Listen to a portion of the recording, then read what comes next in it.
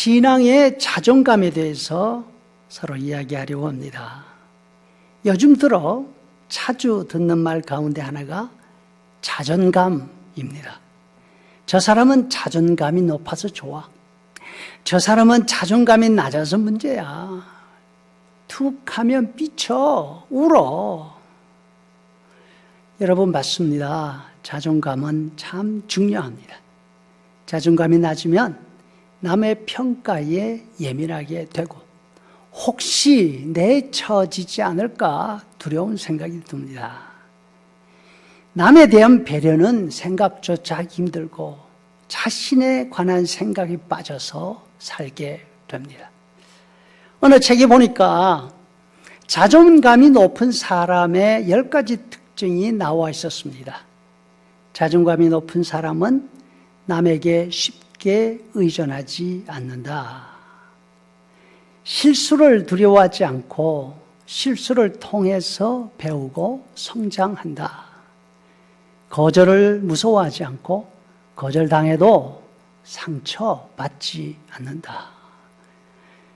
약점을 감추려 하기보다 당당하게 받아들일 줄 안다. 세간의 평가에 자신을 가두지 않고 자기 일을 한다. 자신의 결정한 일에 대한 책임을 지고 남의 탓으로 돌리지 않는다. 상대를 흉보지 않고 상대의 장점을 파악하고 칭찬할 줄 안다. 화를 잘 내지 않고 이 일이 정말로 화를 낼 일인가 생각한다. 새로운 일을 두려워하지 않고 좋아한다. 그리고 마지막으로 자존감이 높은 사람은 자존감에 집착하지 않고 자신의 지금 모습을 그대로 인정한다. 여러분, 우리가 이 10가지가 다 나한테 있는 특징이라면 얼마나 좋겠습니까? 그런데 이 10가지 가운데 우리에게 해당되는 항목이 몇 개나 있습니까? 계산하기도 싫어. 이런 생각이 드십니까? 혹시 나한테 해당되는 것이 별로 없다는 생각이 들더라도 실망하지 않기를 바랍니다. 아무리 자존감이 높은 사람도 이 10가지 특징을 처음부터 다 가지고 있는 사람은 아마 거의 없을 것입니다. 한두 개로부터 시작해서 조금씩 자존감이 높아지게 되겠지요. 예수님도 제자들에게 자존감에 대해서 말씀하십니다. 근데 말씀이 너무 재미있습니다. 두려워하지 말아라. 너희는 많은 참새보다 더 귀하다. 제자들의 자존감을 참새한테 비하고 있습니다. 예수님의 보시기에 제자들은 스스로를 참새만도 못하다 생각하는 그런 자존감을 가지고 있었던 게 아닌가 생각이 듭니다.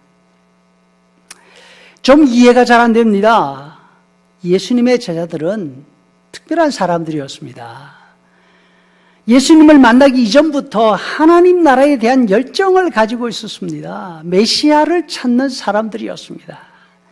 세례자 요한의 제자가 되었습니다. 그리고 요한의 말을 듣고 나보다 더 뛰어나신 이라고 소개하는 예수님의 제자가 된 사람들이 예수님의 제자 가운데 절반입니다.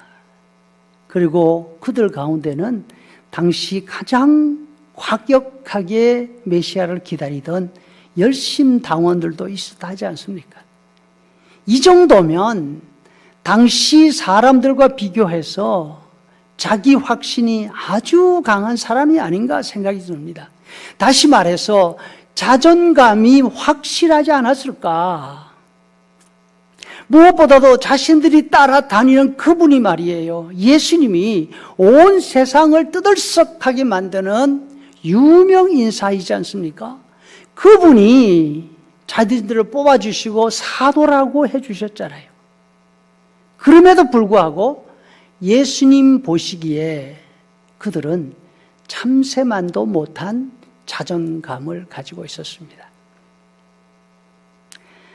제자들의 자존감은 제자들 속에서 나오는 것이 아닙니다. 제자들의 자존감은 예수님을 어떻게 알고 있는가에 달려 있었습니다.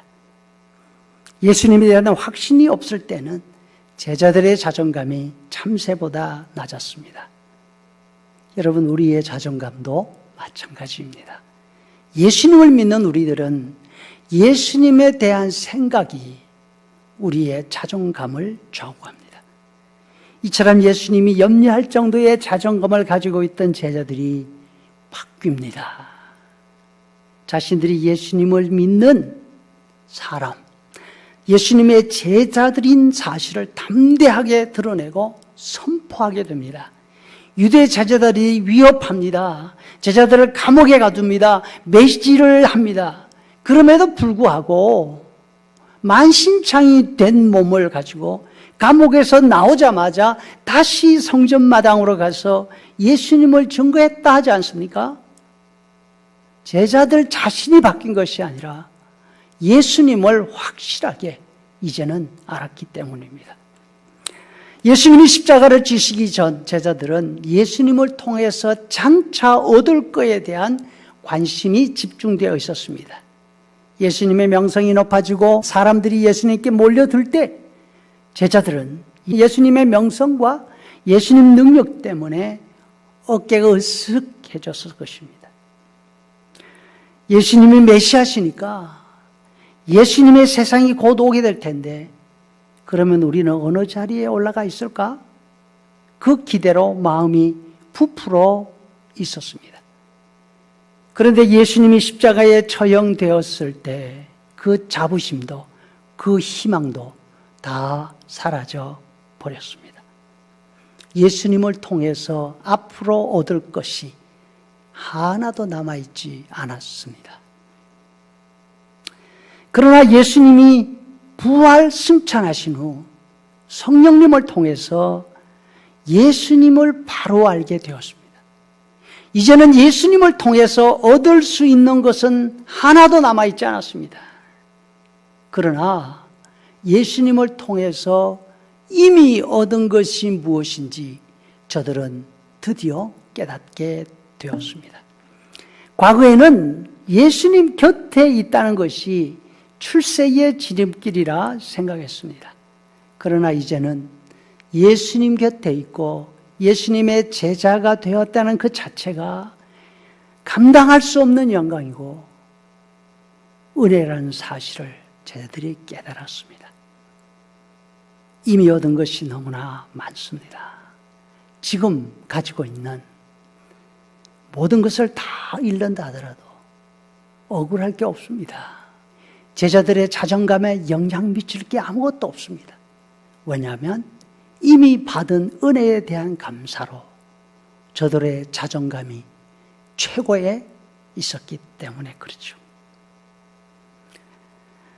여러분이 어려울 때에 우리에게 필요한 것은 신앙의 자존감입니다. 사람들이 말하지 않습니까? 사랑을 많이 받은 아이들은 자존감이 높다고. 반면에 자신이 받은 사랑을 알지 못하는 사람은 재주가 많고 능력이 뛰어나다 하더라도 아이들의 눈에는 불안함이 비칩니다. 자신이 없습니다. 자존감이 낮습니다. 제자들은 예수님에게서 받은 은혜, 다시 말해서 하나님의 사랑을 깨달았을 때에 자신들의 신앙에 대한 확신이 생겼습니다. 세상에 구원을 줄 이름은 예수 이름밖에 없다고 확신하고 그렇게 외치게 되었습니다. 사랑하는 성도 여러분, 우리의 신앙 자존감은 어디에 어떻게 되어 있습니까? 예수 이름에 대한 확신이 있습니까? 예수님의 사랑에 대한 감격을 느끼고 있습니까? 예수님은 우리를 위해서 수치와 모욕, 고통과 죽음을 마다하지 않으셨습니다. 우리 대신 아무 말 없이 그 모든 것을 감당하셨습니다. 우리에게 쏟아 부어주신 예수님의 사랑입니다. 오늘 귀한 주말, 특별히 미국에서는 감사해야 되는 독립기념일 주말입니다. 이 가정 예배를 통해서 우리에게 쏟아부어 주신 하나님의 사랑, 예수님의 은혜를 다시 한번 확인하면서 우리의 믿음의 자존감을 2배로 높이는 그런 기회가 되기를 바랍니다.